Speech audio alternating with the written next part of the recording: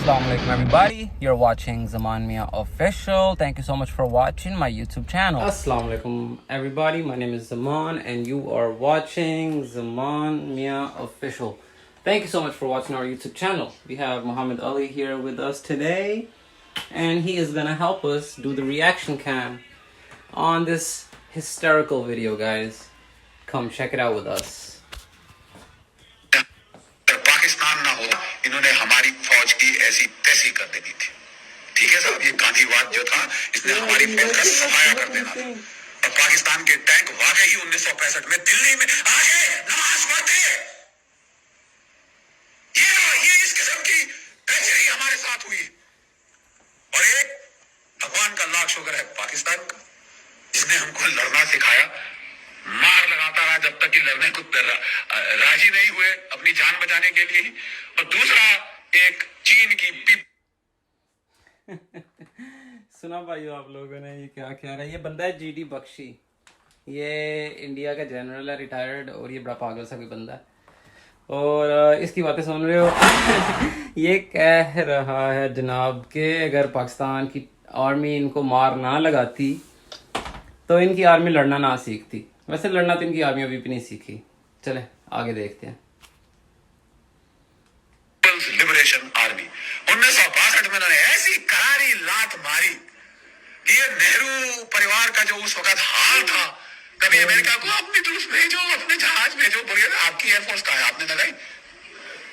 तुम्हारे पास इतनी बड़ी एयरफोर्स है, तुमने लगाई? 1962 में नहीं लगाई साहब, बिठा के रख सब एयरफोर्स ने बिठा के रखी और बार बार भाग रहे हैं अमेरिका के पास, जी हेल्प कर दो, हेल्प कर दो। अमेरिका क्या इनकी बार बार हेल्प करेगा?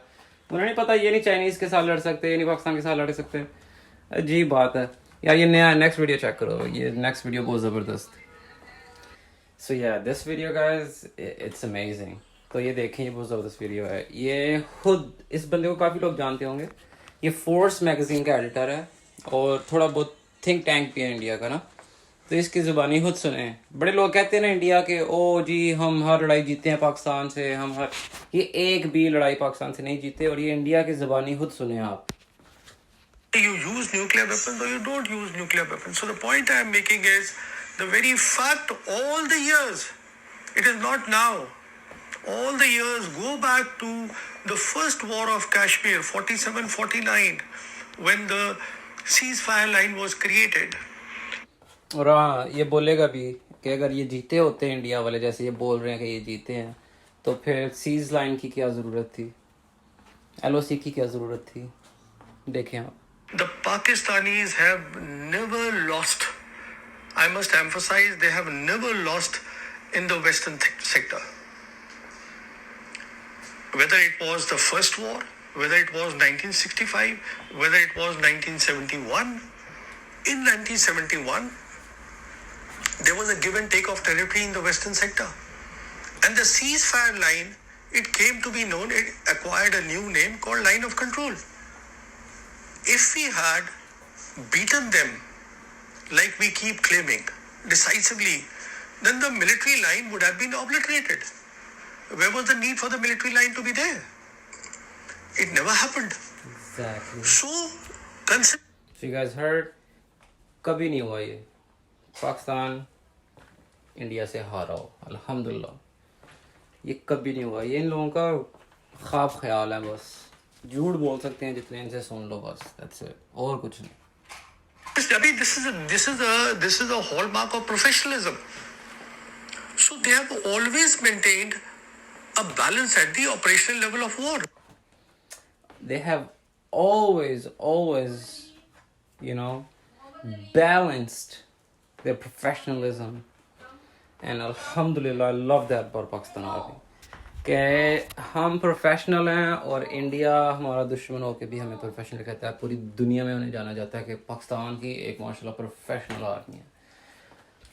वेरी नाइस माशाल्लाह। और अब जो इंडिया की आर्मी की हालत है वो भी अब आपको वीडियो दिखाते हैं, वो भी देखिए। तो इंडियन आर्मी के अंदर बहुत ज़्यादा सुसाइड रेट्स हैं और उनके साथ बहुत बुरा सलूक करते हैं। उनके जो मेन लीडिंग ऑफिसर होते हैं ना, वो बहुत ज़्यादा उनको मिसबिहेव करते हैं, उनसे अपनी गाड़ियाँ दिलवाते हैं, घर के काम करवाते हैं, उनकी वाइफ्स के साथ मिसबिहेव करते हैं। इंडियन आर्मी में 100% छोटे अफसर्स की वाइफ के साथ उनके जो कमांडिंग ऑफिसर्स होते हैं मिसबिहेव करते हैं। सो ज़्यादातर होता है कि उनको सुसाइड करना पड़ता है जब उनको पता चलता है कि उनका ऑफिसर, जैसे वो ड्यूटी पे गए हुए थे और पीछे से उनका मेन ऑफिसर उनकी वाइफ के साथ बहुत बुरे बर्ताव कर रहा था। सो वो जब वापस आते हैं उनको पता चलता है, and then they do suicide and they do all the crazy shit. तो इनकी लाइफ बहुत बुरी है। तो उस पर एक ये डॉक्यूमेंट्री इन्होंने बनाई है, Al Jazeera, and it's no joke. So please ये चेक करते हैं, and you guys check it out with me.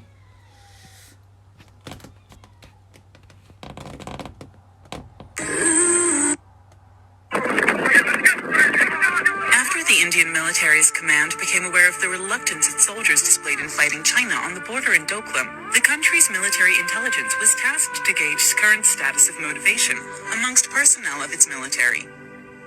In a shocking report submitted by the Indian military intelligence to the military command, it has been revealed that motivation in the Indian military is at an all-time low.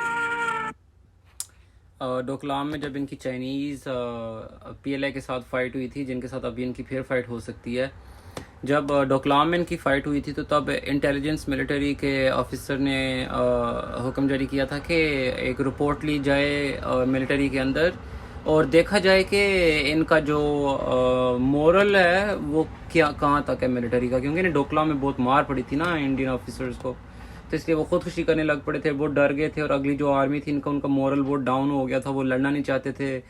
तो फिर उन्होंने एक सर्वे किया था जिसमें पता चला था कि फुल टाइम लो मोरल है जो इंडियन आर्मी है ना उसका। The report specifies 5 main causes of demoralization against soldiers and officers of all 3 armed forces. Discrimination between soldiers and officers on basis of religion.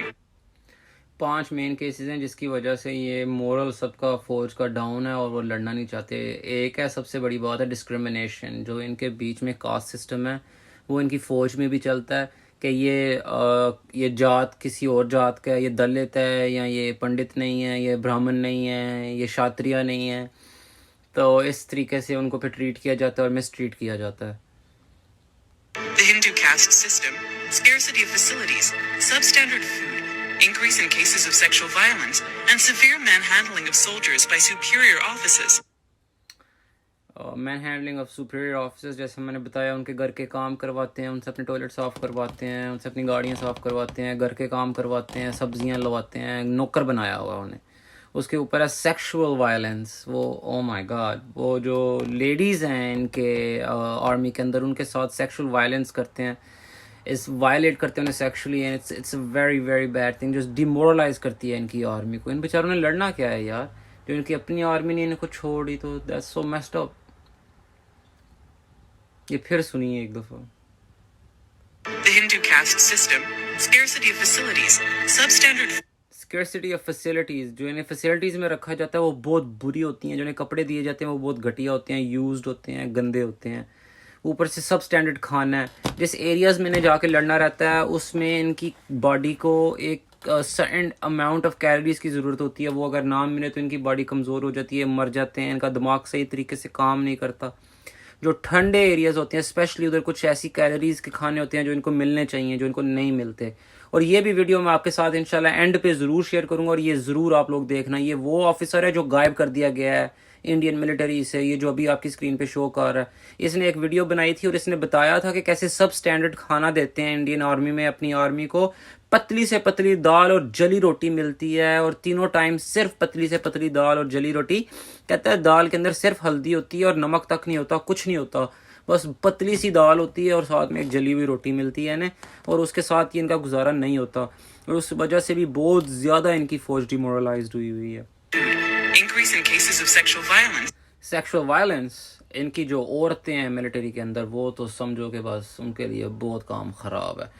एक UN ऑफिस में officials के साथ meeting पे आई थी औरत, और उसके ऑफिशियल ने, जो उसकी सेक्रेटरी थी फॉरेन का, उसका मैं नाम नहीं लेना चाहता अभी, एक्चुअली मुझे याद भी नहीं है इसलिए मैं किसी गलत बंदे का नाम नहीं लेना चाहता, लेकिन वो इनकी फैसिलिटी का था, जो इधर यूएन में आया हुआ था, और उसके साथ उसकी सेक्रेटरी थी जो डिफेंस मिनिस्टर था इंडिया का, और उसके साथ उसकी सेक्रेटरी थी जिसको रात को उसने सेक्सुअली वायलेट किया था, और उस इंडिया में जाके उसने फिर अपने हस्बैंड को बताया था, जो एक और मिलिट्री का ऑफिसर था। तो उसने कहा था इट्स ओके कि वो ये जो ऑफिसर है जिसने आपके साथ मिस हैंडल किया है, ये हायर पोजीशन पे है, तो अगर मैं कुछ करूँगा तो मेरी नौकरी जा सकती है।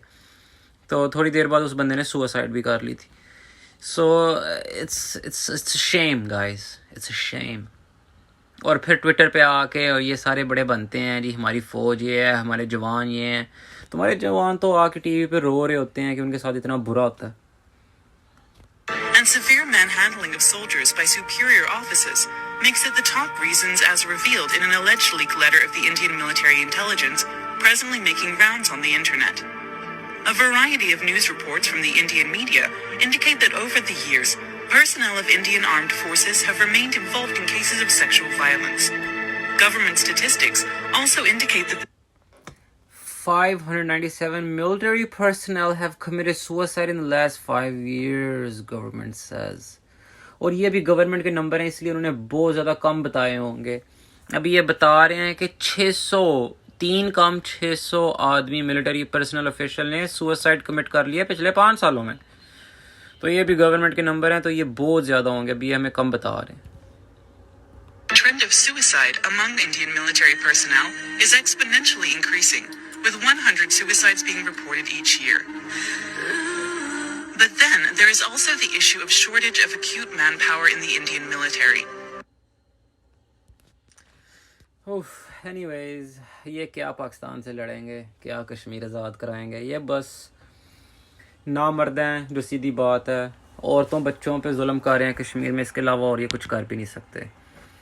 एनीवेज, आप वो वीडियो चेक करो जो मैं आपको बोला था कि वो खाने की, सब स्टैंडर्ड खाने की, जो इनका इंडियन ऑफिसर शेयर करता है कि खाना इनका बहुत बुरा है, वो आप वीडियो देखो। एंड इंशाल्लाह फिर मुलाकात होगी। Thank you so much for watching Foreign Affairs. मैं ज़मान मियाँ, अल्लाह हाफिज़, till next time, love you all, Allah हाफिज़, अस्सलाम वालेकुम।